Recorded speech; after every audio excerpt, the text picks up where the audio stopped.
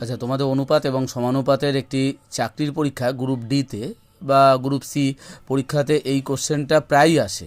আচ্ছা, এরকম টাইপের এটা দেখো হচ্ছে এ এ এ ইস টু বি সমান সমান এত হলে বি ইস টু সি সমান সমান এত হলে তাহলে A B C is to কত, A is to B is to C.